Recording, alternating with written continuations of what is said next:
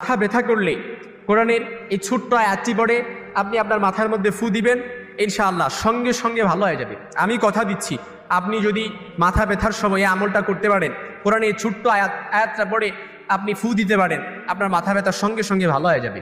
পানির মধ্যে আগুনের ফুলকি দিলে যেমনিভাবে আগুনটা নিস্তেজ হয়ে যায়, ঠিক তদ্রুপ আপনার মাথা ব্যথা হলে এই আমলটা করে আপনি মাথার মধ্যে ফু দিলে আপনার মাথা ব্যথা ওইরকম নিস্তেজ হয়ে যাবে। মাথা ব্যথা অনেকের করে, আমাদের অনেক সময় মাথা ব্যথায় অনেকে ভোগে, বিশেষ করে আমার অনেক সময় মাথা ব্যথায় আমি ভুগি। এই জন্য মাথা ব্যথা যখনই আমার করে, আমি ছোট্ট থেকেই আমলটি করে আসছি এবং ছোট্টবেলা থেকে আমি আমলটি আমার এক উস্তাদের কাছ থেকে শিখেছি।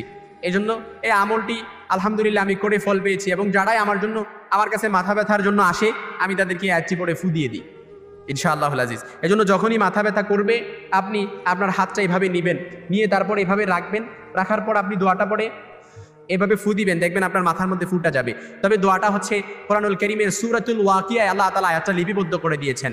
সূরাতুল ওয়াকিয়ার মধ্যে এসেছে লা ইউসাদ্দাউনা আনহা ওয়া লা ইউনজিফুন। কিভাবে করবেন আমি আমলটা শিখাই দিচ্ছি, আমি আবারও বলতেছি, আয়াতটা সবাই পারবেন। লা ইউসাদ্দাউনা আনহা ওয়া লা ইউনজিফুন, এই আয়াতটা পড়বেন, পড়ে তারপর আপনি হাতটা এভাবে কপালের মধ্যে রাখবেন, রেখে মুখ বরাবর রেখে তারপর আপনি এভাবে ফু দিবেন। ফু দিলে দেখবেন মাথার মধ্যে চলে যাবে। কোরআনুল কারীমের আয়াত, কোরআনুল কারীমে আল্লাহ তাআলা অসংখ্য শিফার আয়াত নাজিল করেছেন। ওয়া নুনাজ্জিলু মিনাল কোরআন মা হুয়া শিফাউন ওয়া রাহমাতুল লিল মুমিনিন ওয়া ইয়াশফি সুদুরা কওমিন মুমিনিন। এভাবে আল্লাহ তাআলা অসংখ্য শিফার আয়াত নাজিল করেছেন। এজন্য যখনই আপনার মাথা ব্যথা হবে এই আয়াতগুলো পড়তেও পারেন, কিংবা সূরাতুল ফাতিহা, এটা তো সমস্ত রোগের ঔষধ। সূরাতুল ফাতিহা, যখনই কোনো রোগে পড়বেন সূরাতুল ফাতিহা পড়ে পানির মধ্যে ফু দিয়ে পানিটা খান, আপনার ভালো হয়ে যাবে ইনশাআল্লাহুল আজিজ। এই জন্য যখনই মাথা ব্যথা থাকবে, মাথা ব্যথায় ভুগবেন, আপনার মাথা, এটা অনেক চিন্তার কারণে হয়ে থাকে মাথা ব্যথাটা, এটা একটা মানসিক ডিপ্রেশন বলা যেতে পারে। হাইপার টেনশন যখন একেবারে হায়ার লেভেলে চলে যায়, লয়ার ইউর অ্যাকশন, তখন আপনি যখন আপনার অ্যাকশনটাকে মিনিমাইজ করতে পারবেন তাহলে মাথা ব্যথা একটু কমবে। কিন্তু যদি হায়ার ইউর অ্যাকশন, আপনি যদি আপনার অ্যাকশনটাকে বাড়ায় দেন তাহলে মাথা ব্যথা বাড়তেই থাকবে। এই জন্য হাইপার টেনশনের কারণে আমাদের মাথা ব্যথা হয়, দুশ্চিন্তার কারণে আমাদের মাথা ব্যথা হয়, পেরেশানির কারণে আমাদের মাথা ব্যথা হয়। অনেকে অনেক পেরেশানিতে থাকে, অনেক ঝামেলায় থাকে, মানসিক ডিপ্রেশন, হতাশ, আপসেট, ফ্রাস্ট্রেশনে ভুগে।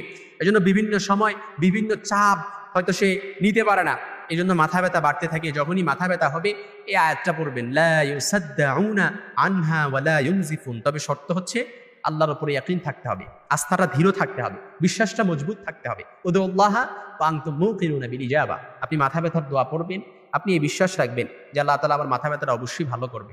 আর যদি মাথা ব্যথা করার সময় আপনি দোয়া পড়েন আর যদি মনে মনে আপনার এই বিশ্বাস থাকে ঔষধ না খেলে কি আর মাথা ব্যথা ভালো হবে, এরকম বিশ্বাস না। আপনি অনেক সময় দেখা যায় রাত্রিবেলা আপনার মাথা ব্যথা হয়েছে, অনেক মাথা ব্যথা, আপনি হয়তো আপনার কাছে এরকম কোনো ফার্মেসিও না থাকতে পারে, কোনো ডক্টর আপনি দেখাতেও না পারেন, কিংবা কোনো হুজুরের কাছেও যেতে পারবেন না।